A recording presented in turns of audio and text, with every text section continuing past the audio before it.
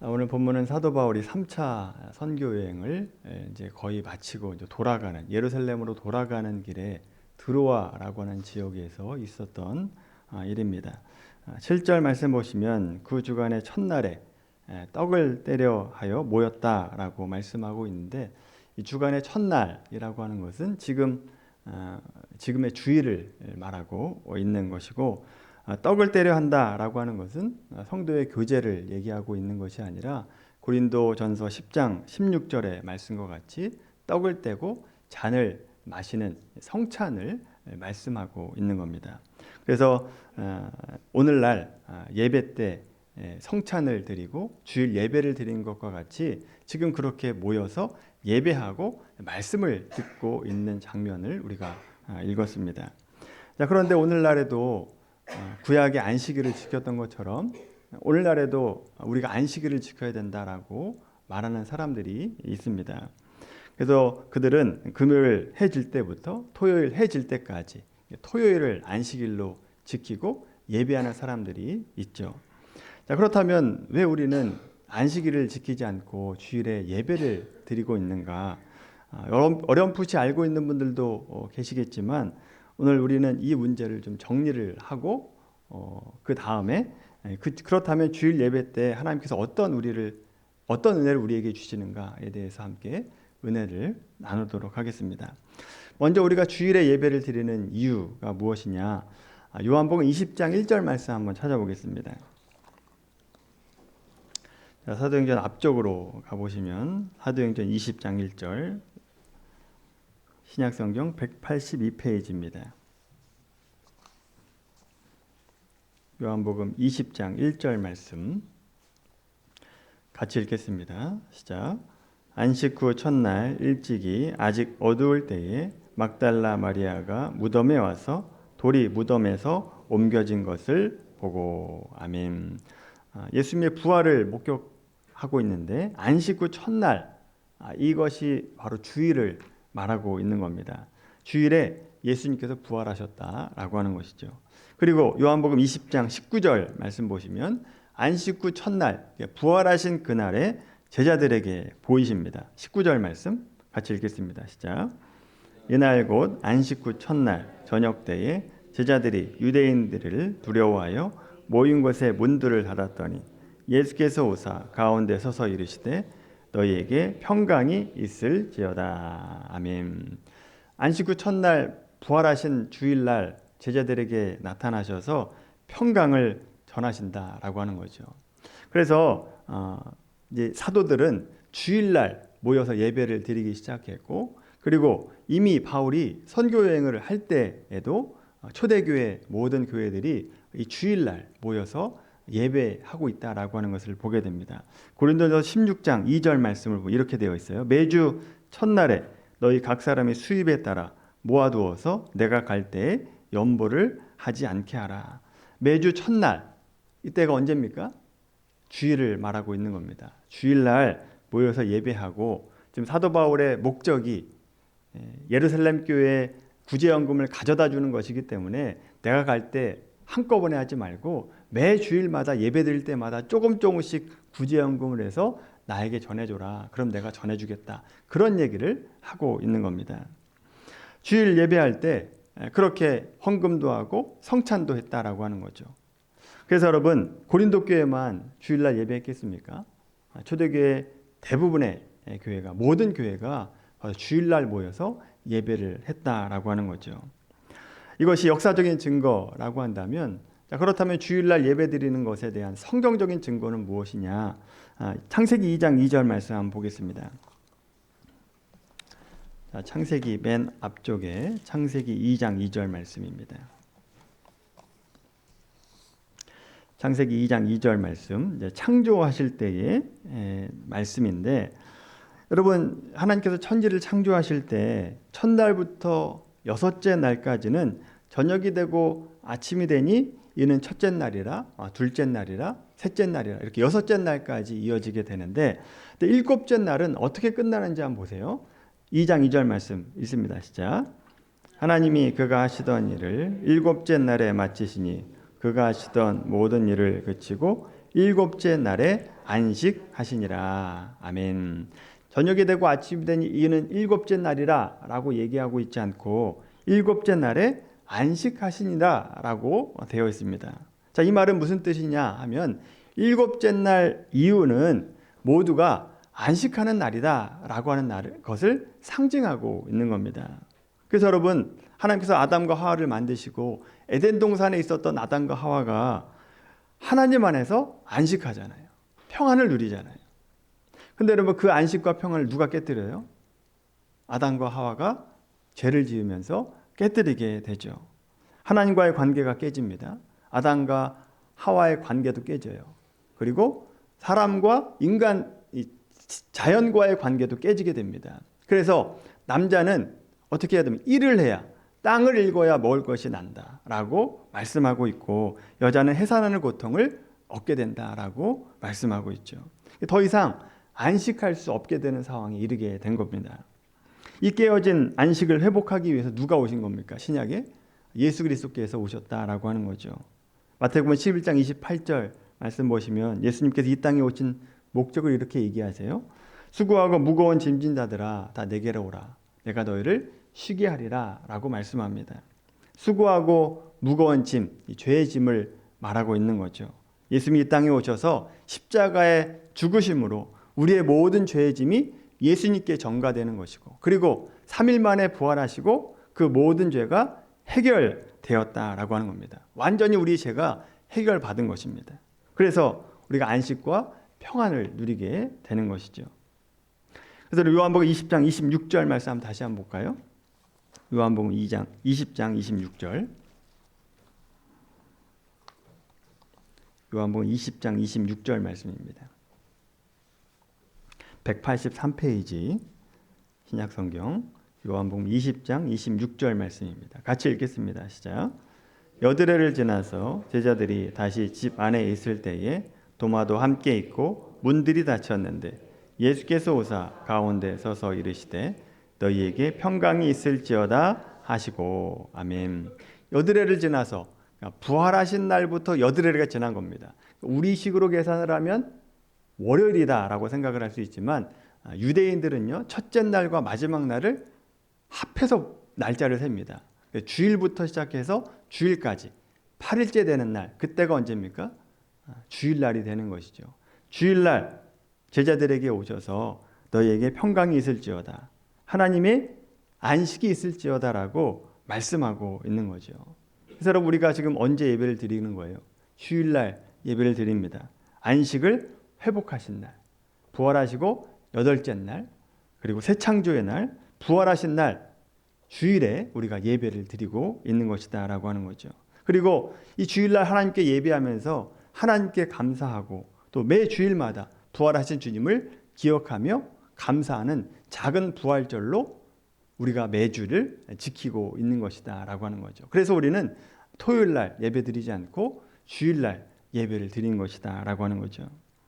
자, 그렇다면 두 번째로 주일 예배를 통해서 하나님께서 우리에게 주시는 은혜가 무엇인가 라고 하는 것을 우리 본문을 통해서 우리가 한번 살펴볼 텐데, 자, 오늘 본문은 하나님께서 예배하는 자들에게 어떤 은혜를 주시는가를 잘 보여주는 본문입니다. 첫 번째로 주일 예배는요, 죽은 자가 살아나는 시간입니다. 죽은 영혼이 살아나는 시간이에요. 오늘 본문 9절 말씀 한번 볼까요? 오늘 본문으로 돌아오시면 9절 말씀. 자, 9절에 보시면 바울이 강론을 오래 했다라고 되어 있습니다. 왜 이렇게 오래 했냐? 지금 바울이 이제 예루살렘으로 돌아가면 언제 다시 돌아올지 모릅니다. 못 돌아올 수 있어요. 그러니까 마지막 날이다라고 생각을 하고 해야 줄 말은 많으니까 강론이 오래 지속됐다라고 하는 거죠. 그때 유두고가 3층에서 졸고 있었습니다. 유두고라고 하는 이름의 뜻이 운이 좋은이라고 하는 뜻입니다. 그러니까 운이 좋은이라고 하는 뜻인데 그때 당시에 종들이 많이 쓰는 이름 가운데 하나였다라고 하는 거죠. 우리나라 말로 하면 돌쇠 정도라고 생각하시면 됩니다. 그러니까 종이었던 거예요. 그러니까 종의 신분으로 낮에는 주인 집에 가서 일을 하고 밤중에 말씀을 듣고 있었으니까 얼마나 졸음이 쏟아졌겠습니까? 그렇게 졸음이 쏟아지는 것을 못 참고 결국 3층에서 떨어져서 죽음을 맞이하게 되죠. 오늘 본문이다 보니까 졸른 분이 별로 안 계시는데 졸음에서 결국 떨어져 죽습니다. 여러분 10절 말씀 보시면 바울이 내려가서 그 위에 엎드려 그 몸을 안고 말하되 떠들지 말라 생명이 그에게 있다라고 말하고 유두고를 살려내고 있습니다. 여러분 이처럼 예배라고 하는 것은요 사람을 살리는 시간입니다. 사람이 살아난 시간이다라고 하는 것이죠. 지금 유두고는 육체의 죽음을 경험했다가 살아났잖아요. 얼마나 감사한 일입니까? 근데 여러분 유두고가 다시 살아났다 할지라도 결국은 언젠가는 죽음을 맞이하지 않습니까? 결국 죽음을 맞이하게 돼요. 그래서 정말 살아나야 될 것이 뭐냐? 육체적인 생명이 아니라 우리의 영혼이 살아나는 것이 중요하다라고 하는 겁니다. 여러분 우리가 이 예배를 통해서 하나님의 영을 통해서 여러분들의 영들이 살아나는 시간이 되기를 바랍니다. 죽은 영혼이 살아나야 되고 육체적으로 아픈 분들이 회복을 경험하는 시간, 그 시간이 바로 주일 예배 시간이다라고 하는 거죠. 하나님과의 관계가 깨졌다. 그 관계도 회복하는 시간이 주일 예배 시간이 되는 것입니다. 그래서 바울이 10절에 말씀하는 것과 같이 생명이 그에게 있다 라고 하는 이 고백이 저와 여러분들의 고백이 돼야 됩니다. 예배를 드렸더니 생명이 내 안에 들어왔습니다. 내가 영생을 하는 확인을 했고 내가 영생을 누리는 것을 내가 얻게 됐습니다 라고 하는 고백들을 저 여러분들이 해야 된다라고 하는 것이죠. 여러분 이 예배를 통해서 영적으로 육적으로 살아나는 생명을 얻게 되는 그런 예배 시간이 되기를 바랍니다. 자, 두 번째로 주일 예배는요 하나님의 영으로 덮어주시는 시간입니다. 하나님의 영으로 덮어주는 시간. 9절 말씀 보시면 유두고가 3층에서 떨어지거늘이라고 되어 있잖아요. 여기 떨어지다라고 하는 단어가 헬라어로 얘기하면 핍토인데 파멸되다라고 한 뜻입니다. 끝장나다라고 한 뜻이에요. 파멸되고 끝장났다. 죽었잖아요. 떨어져 죽었습니다. 파멸되고 끝장났죠. 인생이. 자, 그런데 이때 사도 바울이 10절 말씀 보시면 그 위에 엎드려라고 되어 있습니다. 그 위에 엎드리다라고 하는 것은 에피핍토입니다. 에피 위에 핍토 덮어지다라고 한 뜻이다라고 하는 거죠. 그래서 안아주다, 덮어준다라고 한 뜻이 됩니다. 그러니까 주일 예배는 핍토와 같은 우리의 인생, 파멸되고 무너지고 상처 입은 우리의 인생이 에피핍토, 성령으로 덮어주는 시간이 된다라고 하는 거죠. 성령께서 우리를 덮어주시고 안아주는 시간이 바로 이 주일 예배가 되는 것입니다. 하나님의 거룩한 영, 성령이 우리 각 사람들을 덮어주는 시간이 되는 것이죠. 여러분 성령께서 우리를 덮어주면 어떤 역사가 일어납니까? 어떤 은혜가 일어납니까? 우리가 머릿속으로 어느 정도 그려지지 않습니까? 갈급한 영혼에 성령이 덮어지면 회복의 은혜가 일어나게 되죠. 구체적으로 어떤 일이 일어나는가? 창세기 1장 말씀 한번 보겠습니다. 창세기 1장 2절 말씀입니다. 창세기 1장 2절 말씀 같이 읽겠습니다. 시작. 땅이 혼돈하고 공허하며 흑암이 깊음 위에 있고 하나님의 영은 수면 위에 운행하시니라. 아멘. 여기서 운행하다라고 한 뜻이 히브리어로 라프라고 한 뜻인데 요 뜻에도 감싸다라고 한 뜻이 들어가 있습니다. 그러니까 그 위를 배회하다, 감싸다라고 한 뜻이 들어가 있어요. 여러분 질서가 없고 아무것도 없는 공허하고 흑암으로 가득 찬 그 땅 위에 성령께서 덮어주시니까 성령께서 운행하시니까 감싸 안아주시니까 어떤 일이 벌어집니까? 질서가 없는 곳에 질서가 생깁니다. 공허한 것에 충만함으로 가득 차요. 그리고 흑암으로 가득한 그곳에 성령의 빛이 비춰주는 것을 보게 되죠. 여러분 주일 예배가 바로 이런 날이다라고 하는 것입니다. 우리 인생이 얼마나 어지럽고 복잡하고 또 공허합니까? 여러분 우리가 SNS를 통해서 여러 사람과 교류하고 한다고 하지만 여러분 그런 교류 속에서 외로움을 경험하는 사람들이 얼마나 많은지 모릅니다. 외롭고 공허하다라고 고백하는 사람들이 많습니다. 그런 깊음, 어둠 속에서 절망을 느끼는 사람들이 있다라고 하는 거죠. 그런 삶에 필요한 것이 주일 예배를 통한 성령님의 덮어주심이다라고 하는 거죠. 안아주심이 필요한 겁니다. 그래서 주일 예배를 드리면서 무질서가 질서로 바뀌게 됩니다.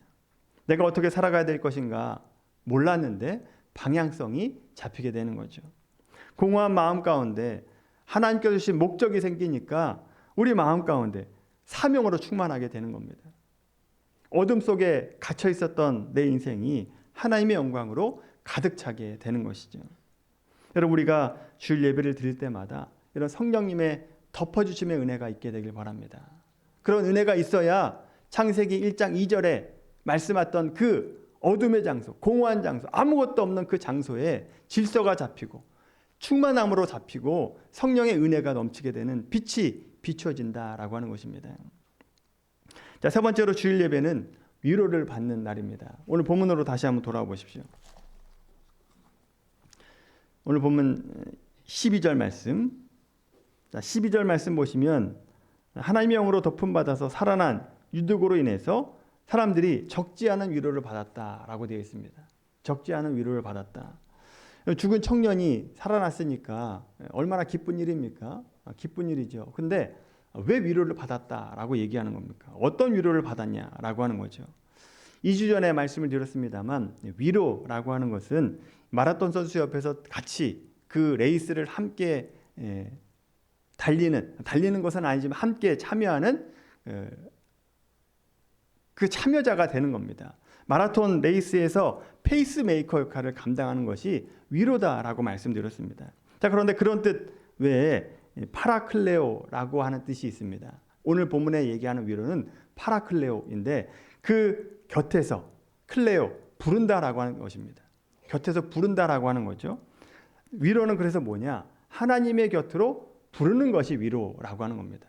하나님 곁으로 부르는 것이 위로입니다. 왜 그럽니까? 왜 그렇습니까? 여러분, 하나님께 가까이함이 내게 복이다 라고 하는 시편 73편의 고백과 같이 하나님께 가까이 하는 것이 복입니다.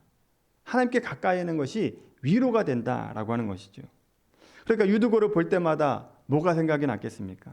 하나님의 생명이, 하나님께서 생명의 주관자 되신다라고 하는 것이 생각이 나는 겁니다. 또 유두고를 보면서 하나님의 능력을 고백하게 되는 거죠. 그러니까 유두고를 보면 하나님께 집중하게 되는 겁니다.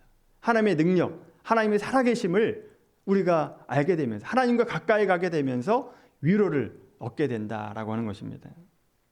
그래서 여러분, 우리가 예배 때 하나님 곁으로 부르는 그 소리에 우리가 집중해야 됩니다. 나를 어떻게 부르시는가? 나에게 어떤 말씀을 하시는가? 그 소리를 들어야 된다라고 하는 거죠. 그리고 그 하나님께 더욱더 가까이 나아가려고 노력하는 시간이 돼야 됩니다.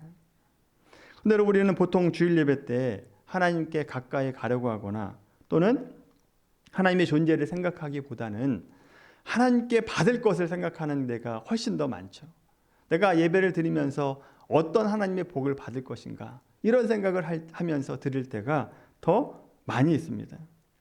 유두고가 살아난 것을 통해서 하나님의 살아계심과 하나님의 역사의 주관자 되시고 또 사람을 살릴 수 있는 능력이 있다라고 하는 것을 우리가 알고 하나님께 가까이 가야 되는데, 우리는 유두고가 살아난 것을 통해서 나에게도 저런 능력이 있으면 좋겠다, 나에게도 그런 일이 있었으면 좋겠다, 이런 생각을 하고 끝이라는 겁니다.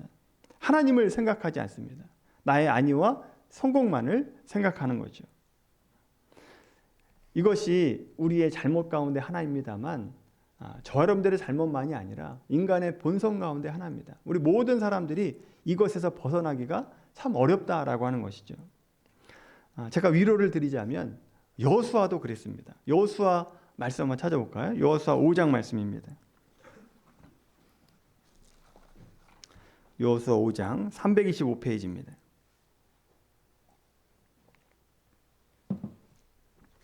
구약성경 325페이지 여호수아 5장 13절부터 15절까지 말씀입니다.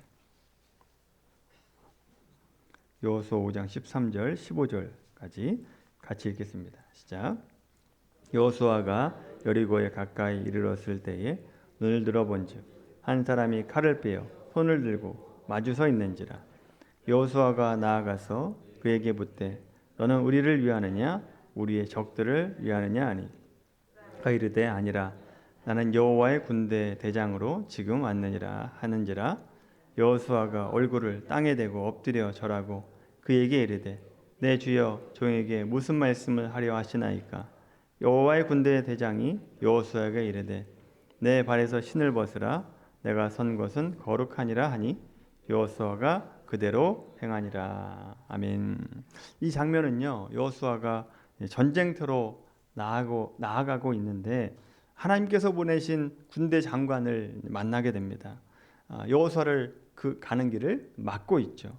이때 여호수아가 묻습니다. 당신은 적군 편입니까? 내 편입니까? 라고 묻습니다. 그러니까 우리의 관심은 이거밖에 없습니다. 적군이냐? 내 편이냐? 나에게 도움이 되느냐? 안 되느냐? 밖에 없다라고 하는 거죠. 이때 여호와의 군대 장관이 말하기를 나는 네 편도 아니고 적군 편도 아니다. 그러면서 한 가지 말씀하시는데 내가 선 곳은 거룩한 것이니 내 발에서 신을 벗으라 라고 얘기합니다. 신을 벗어라 라고 한 이 얘기는 두 가지 의미가 있습니다. 너는 하나님의 종이다 라고 하는 의미가 있고 하나님의 종으로서 너는 그곳에서 예배하는 자가 되어야 된다 라고 한 뜻이 들어가 있는 겁니다.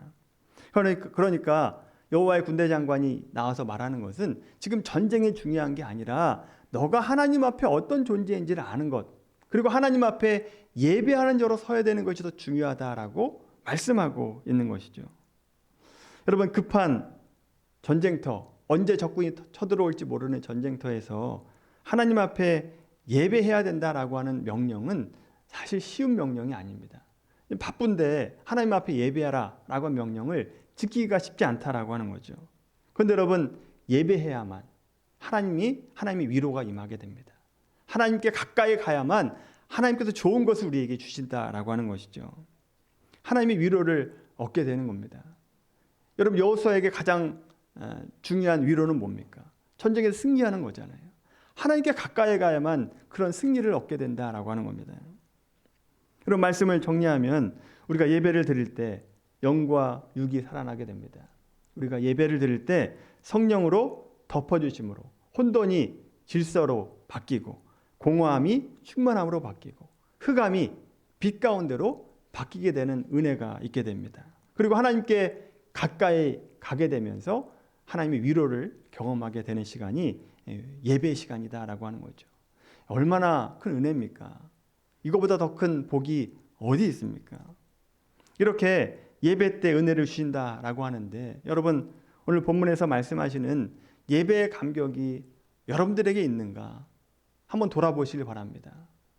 저 여러분들 가운데 예배를 통한 은혜, 또 예배를 통한 감격이 있는가라고 하는 것을 스스로에게 한번 질문해 보십시오. 혹시 그 은혜를 누리지 못하고 있다라고 한다면 내가 주일에 그냥 몸만 왔다가 그냥 가는 것은 아닌지, 정신은 딴 데 있고 내가 몸만 왔다가 그냥 가는 것은 아닌지, 내가 정말 하나님께 집중하고 예배하고 있는지 여러분 스스로 한번 돌아보셔야 됩니다. 하나님께 집중하지 못하고 다른 생각하면서 내가 예배 드렸다, 그러니까 하나님께서 나에게 복을 주실 것이다, 이런 생각으로 예배하고 있는 것이 아닌지 여러분 돌아보셔야 됩니다. 여러분, 내가 이 은혜를 받지 못하고 있다라고 한다면, 오늘 본문에 나와 있는 예배를 받지 못하고 있다면 여러분, 누구 잘못입니까? 하나님 잘못입니까? 제 잘못입니까? 뭐 제 잘못도 있겠죠. 근데 여러분, 가장 큰 잘못은 여러분에게 있는 겁니다. 예배 드릴 때 집중하지 못하고 있다라고 하는 거죠. 하나님의 은혜가 아니면 내가 살 수 없습니다라고 하는 고백으로 정말 사모하는 마음을 가지고 예배 오셔야죠. 그리고 나의 고백처럼 찬양해야 됩니다. 그리고 내가 고백하는 기도인 것처럼 대표 기도할 때 내 기도인 것처럼 전심으로 기도하셔야죠. 말씀을 들을 때 하나님께서 나에게 어떤 말씀을 주시는가, 목사님의 입을 통해서 나에게 어떤 말씀을 주시는가를 들으셔야 됩니다. 헌금할 때는요, 감사한 마음으로 드려야죠. 내가 어쩔 수 없이 드리는 것이 아니라, 내가 그냥 소심하게 그냥 아까워서 드리는 것이 아니라 감사한 마음이 넘쳐서 예배 드리고 예물 드려야 되는 것이 우리의 마땅한 모습이다라고 하는 거죠. 그렇게 예배할 때 죽은 영들이 살아나게 되는 겁니다. 그렇게 예배할 때 성령의 덮어주심이 있는 것이죠. 그렇게 예배하게 될 때 우리의 마음 가운데 위로가 임하게 되는 것입니다. 여러분, 여러분의 삶 가운데 예배에 감격이 있게 되길 바랍니다. 제가 매 주일마다 광고하잖아요. 예배는요, 우리 목숨과도 같은 겁니다. 예배에 전심을 다하셔야 돼요. 왜 그렇습니까? 예배가 우리를 살리기 때문에 그렇습니다. 예배가 하나님과 우리의 관계를, 깨지어진 관계를 회복하는 시간이기 때문에 그래요. 그래서 여러분, 제가 안타까운 것 중에 하나가 찬송할 때 찬송을 이렇게 좀 열심히 하시면 좋겠는데 아무 입도 뻐근하지 않는 분들이 있어요. 하나님께 정말 전심으로 찬양하면 예배에 좀 더 집중할 수 있고 또 하나님의 은혜를 좀 경험할 수 있을 텐데 왜 찬양하지 않으실까? 또 말씀을 들을 때 조는 분들은 저의 책임도 있겠습니다만 지금 이 귀한 시간에 주일 예배 시간에 오셔가지고 왜 졸릴까? 안 좋을 수 있도록 좀 주일에 좀 일찍, 토요일 날 좀 일찍 주무시고 좀 맑은 정신으로 가지고 예배 오시면 좋겠는데, 여러분, 그렇게 해야 우리 영혼이 살아나게 됩니다. 무질서가 질서로가 잡히게 돼요. 어둠 가운데 있는 분이 빛 가운데로 임하게 되는 겁니다. 공허한 마음이 충만함으로 바뀌게 되는 것입니다. 여러분, 우리 모두가 예배에 사모하는 마음을 가지고 예배하셔서 예배 때 주시는 은혜를 받아 누릴 수 있는 우리 모두가 되기를 예수님의 이름으로 간절히 축원합니다.